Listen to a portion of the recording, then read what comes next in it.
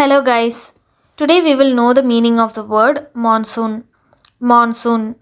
இதுக்கான தமிழ் அர்த்தம் என்ன அப்படின்னு பார்த்தோன்னா மான்சூன், கோடை மழை, காலநிலை மாற்றம், பெருமழை இதெல்லாம் இதுக்கான தமிழ் அர்த்தங்கள். So let's take two example sentences for even more better understanding. The first example is the monsoon season brings heavy rain. The monsoon season brings heavy rain.